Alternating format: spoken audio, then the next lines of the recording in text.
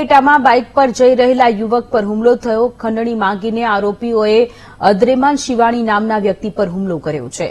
ઘાતક હથિયારો વડે યુવક પર જાહેરમાં હુમલો કરાયો. પોલીસે સમગ્ર મામલે તપાસ હાથ ધરી.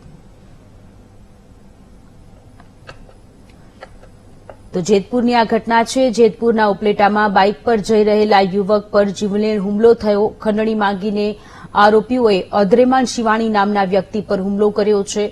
ઘાતક હથિયારો વડે યુવક પર જાહેરમાં હુમલો કરવામાં આવ્યો. આખો મામલો પોલીસ સ્ટેશને પહોંચ્યો છે. સમગ્ર મામલે પોલીસે ફરિયાદ નોંધી વધુ તપાસ હાથ ધરી છે. હુમલો કરનાર લોકોની સામે પણ કાયદાકીય કાર્યવાહી થશે.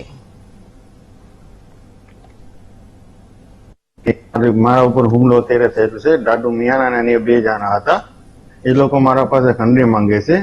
આને પહેલા 6 મહિના અગાઉ પણ મારા પાસે ખંડણી માંગેલી હતી, તો મેં કઈ કરેલું નથી. પણ આજે એ લોકો મારા પાસે પાઇપ ઉપર, છરી ઉપર ને કુવાડી ઉપર લઈને મારા ઉપર હુમલો કરેલો હતો ટીવીએસ ના શોરૂમ પાસે.